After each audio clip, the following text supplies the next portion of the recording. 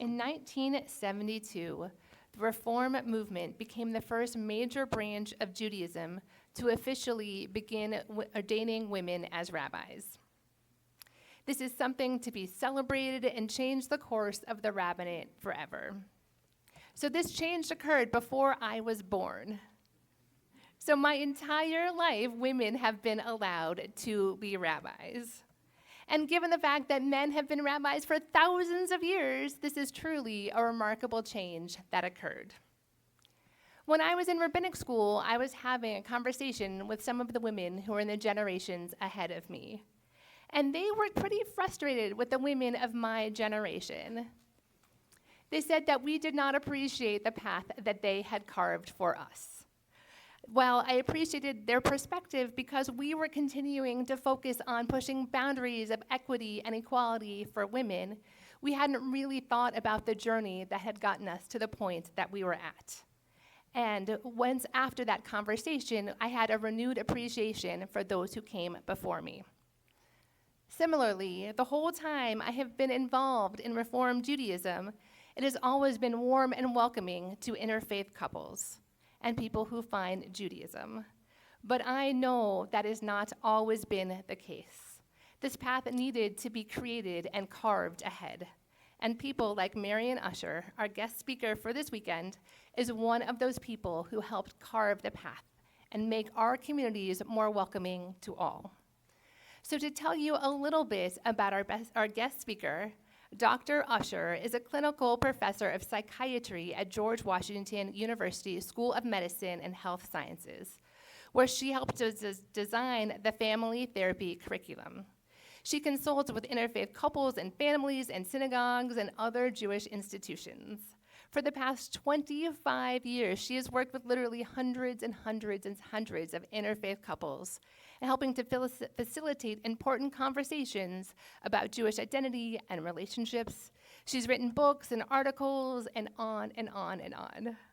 It is truly remarkable that she is here for this weekend with us. So while there's a journey for couples and individuals are unique because of the work of women like Marion, our institutions have become much better. We have opened our doors wider and become more inclusive. Hopefully, in the years ahead, we will continue to expand our reach so all people who want to be here feel safe and warm and welcome and included. It is now my great pleasure to invite up Marion to share some words and thoughts with us.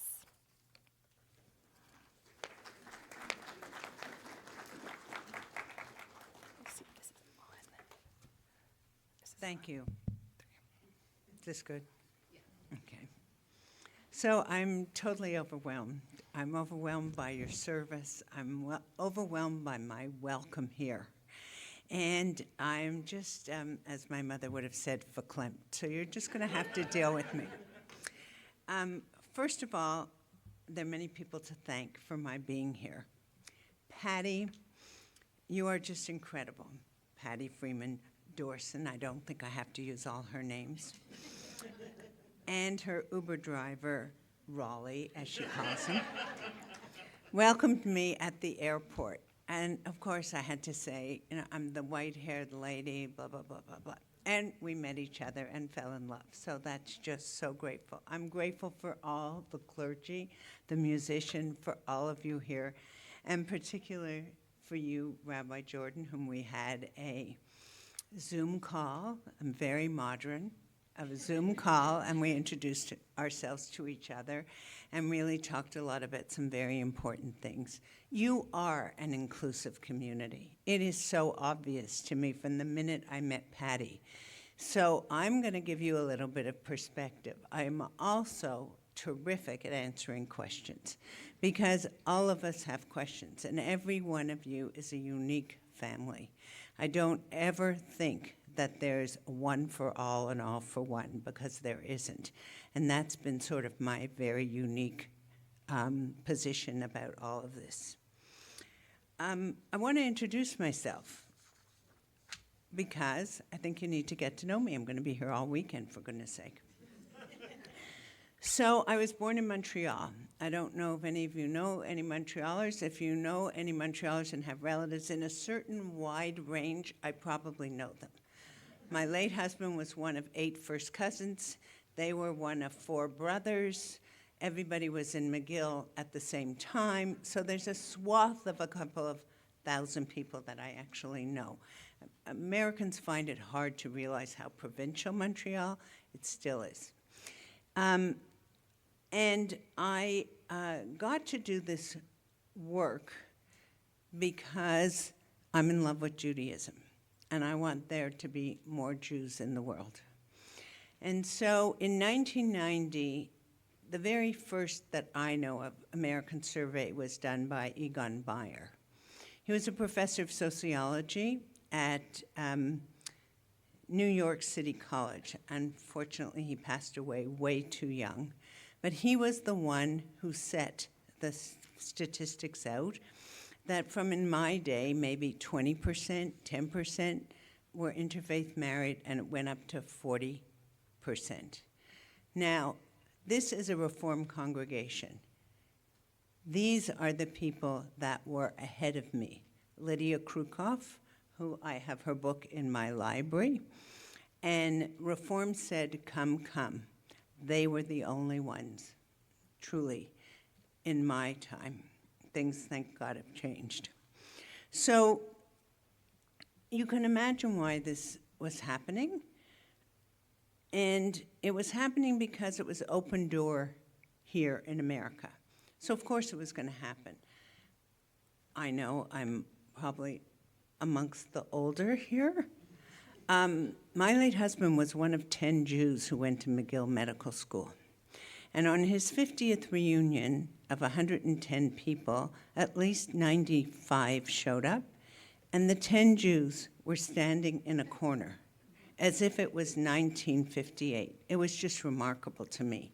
So I've lived with this all of my life, and in Quebec, we were othered twice.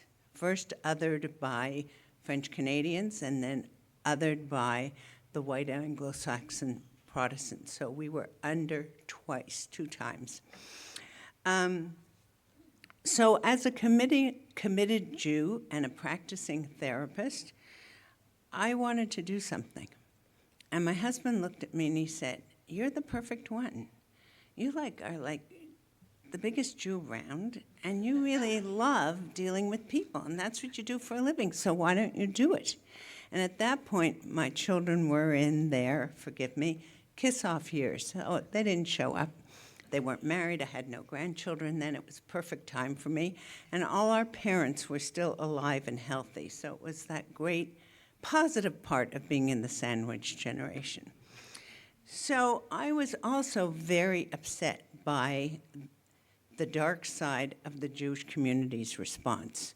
And some of you may remember this. Not everybody behaved well, and the message being sent out, not by the Reform movement, I want to keep this very clear, was saying, come, come, and did something about it. But others were saying there can only be one way in marriage, and I knew that that was a total failure. Do all of you know what I mean by in marriage? Jewish children should only marry Jewish children. Organizations were set up.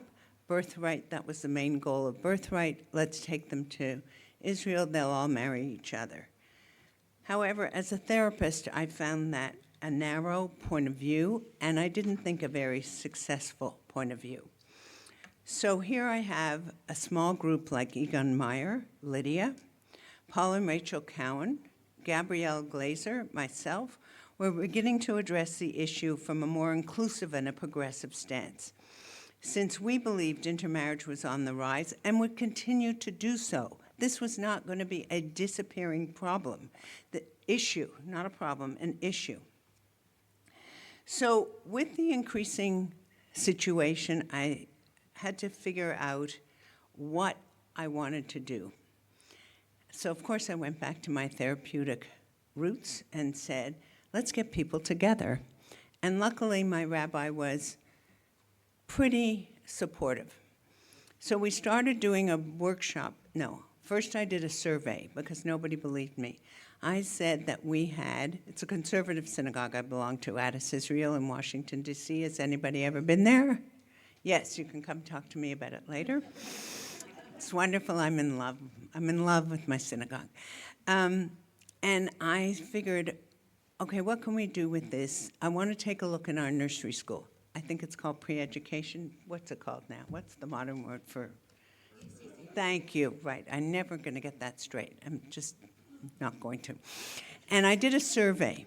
And I got the director of the nursery school to side with me, and she said, how the heck are you going to do this? I said, you know how I'm going to do this. You're going to give me all the list of the parents, and I'm going to figure out which ones have non-Jewish names. And I'm going to call them, and I'm going to talk to them. Well, you can only talk to new parents who are with young children between 9 and 9:30 at night. That's it. You got 30 minutes to do this. So I put away 3 nights a week to go call them, and I did. Turned out we were close to 50% interfaith in our own conservative synagogue. Our rabbis were not, they couldn't believe my statistics. I said, look, here they are, fine. Nobody could believe them. So they said, okay, what do you want to do? I said, I want to run a workshop, and I want to start one. So we did. It was for the parents of the young families. And the workshop morphed into a workshop that I ran for 25 years in the JCC, because I figured we had a much better chance of capturing people earlier if we were in a JCC.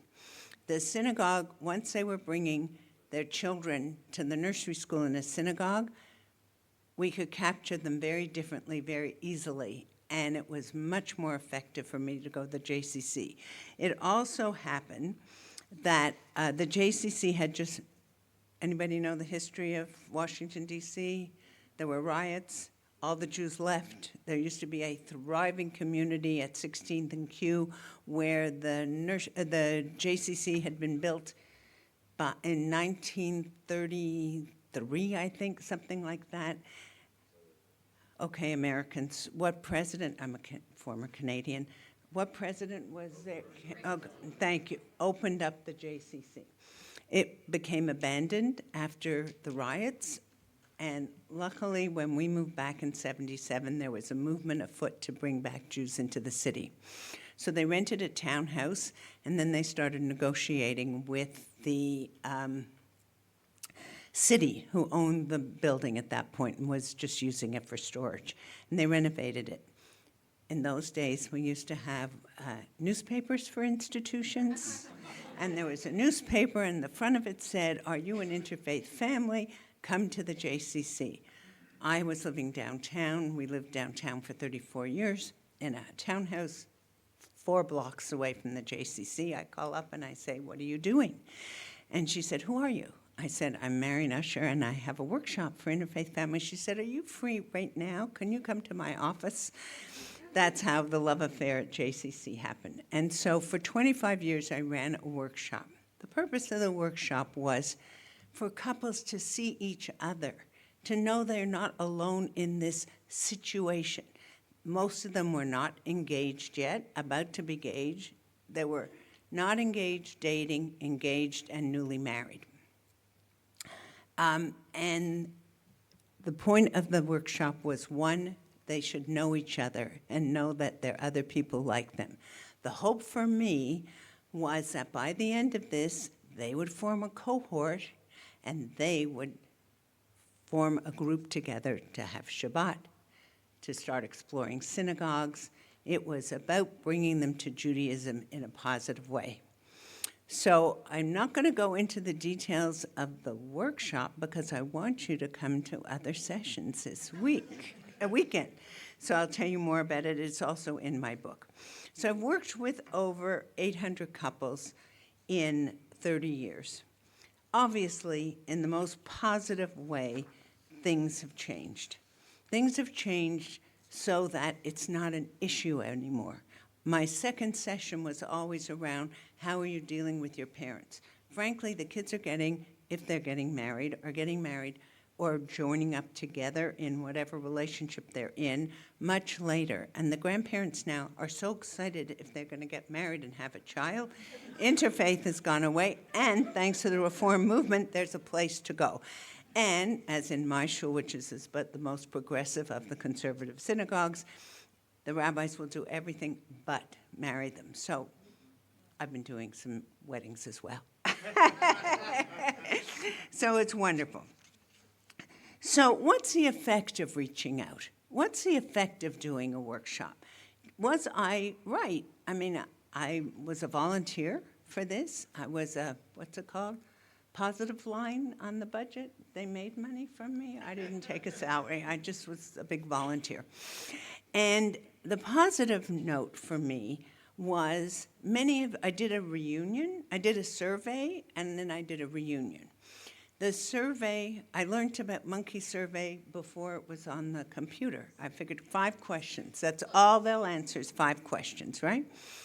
So if they came to the workshop, my statistics were anybody who came to the workshop, now there's a very specific population. It's those who wanted to explore being Jewish.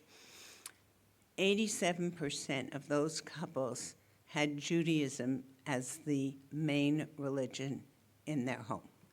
In the workshop, they learned how to co-create a religious life. Look different for each couple, right? Some people chose to convert. I'm not a rabbi. I leave all that to the rabbis. I'm a therapist. I help them think about this, and now I have a way of thinking about it that I'm most comfortable after all these years, about helping people think about more is better. And all of a sudden, something shifted. It was just beautiful. So people who were thinking about embracing Judaism could think, oh, I don't have to give up. I need to embrace. And it's really a big, interesting shift when you think about it. So that tells me that the more you do in outreach and the more you bring people towards Judaism, the people will come. Lucky for me, I had a few partners in the city because this was not a program particularly, my main goal was to have more people love Judaism and to have more Jewish people in the world. So how many of you use PJ Library?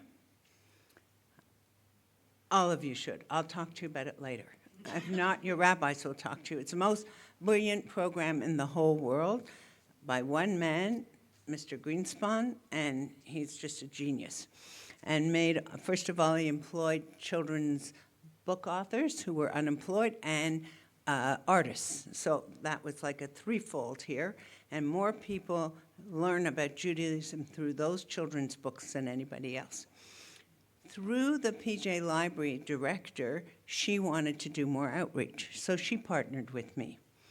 The Temple Sinai, whose Reform Synagogue, wanted to partner with me. Temple Micah Reconstructionist partnered with me. My shul partnered with me. And because I learned that if you have a lot of, what are those things called, icons, from everybody in the community supporting the program, most people say, well, if they think it's all right, then I can go to that program. We did everything out of buildings, okay? So we did, for years, this is all before COVID, Shabbats in the park. Any of you been in Washington, Rock Creek Park? All we have to do is get a permit.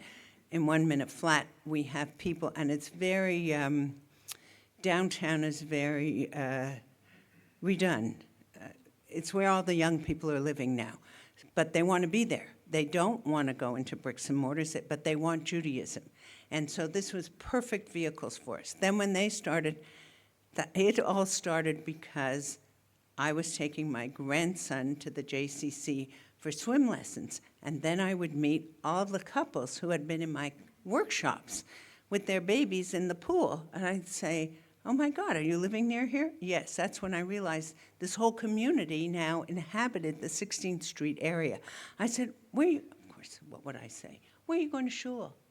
What are you doing with your kids? What are you doing? And they said, well, we're not decided. And that's when it all developed. And we captured this whole population.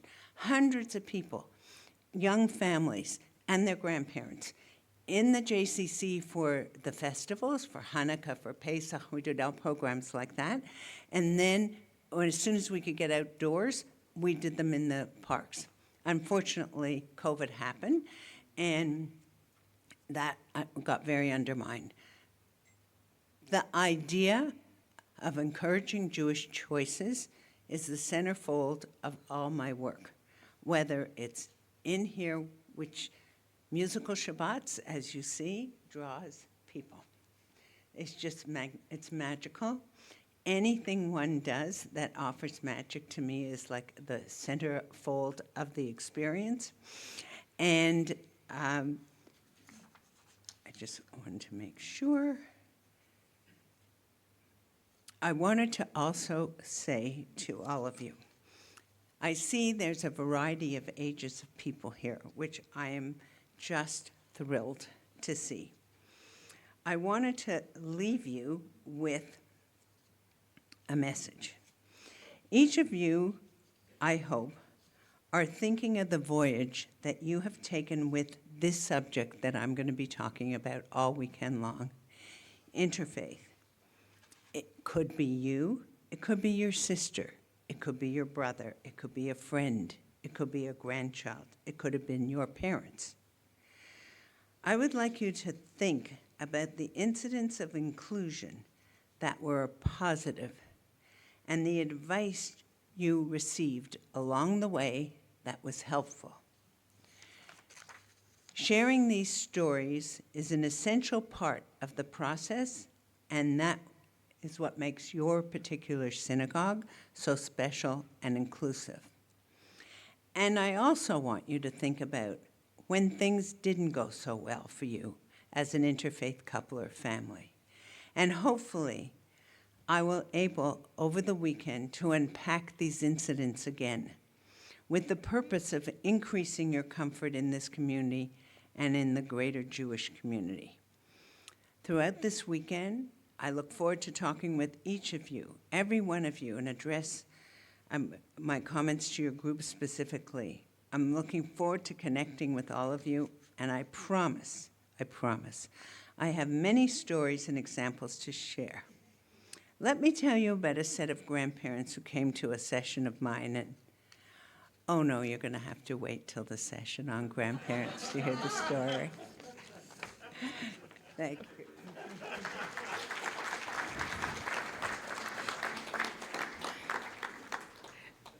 Thank you so much, Marion, for sharing those words with us, and especially the important work that you do. I think it's so fitting here, Marion, that you came this time of year. Just a few weeks ago, we read Lech Lecha, the Torah portion. And in that Torah portion, God calls out to Avram, later Abraham, and tells him to set on this journey towards Judaism. And what is so important and profound about this message is that we have all, many of us, chosen Judaism in a similar way. Whether it is we found Judaism through a loved one, whether we found it for ourselves as adults, or whether it's just being part of this Jewish community, I truly think that we have all actively chosen to make Judaism part of our lives and be part of this Jewish community. Living actively as Jews, our lives are enriched by Jewish tradition and our expanding community. Hopefully, IHC will continue to be a safe, welcoming place for all who want to be here. Rabbi Jonathan Sachs stated, Jews have really been different. They have enriched the world and challenged it. It takes courage to travel alone if necessary, to be different, to swim against the tide, to speak in an age of relativism about absolutes of human dignity under the sovereignty and God. And that was all born with the words Lech Lecha. To be a Jew is willing to hear that still small voice of the eternal urging us to travel, to move ahead, continuing Abraham's journey towards that unknown destination at that far horizon of hope. In choosing to make Judaism part of our lives, we continue Abraham's journey towards hope and meaning and community, enriching our lives and each other's along the way. So thank you so much, Marion, for helping us open our doors and making our communities even better and more sacred.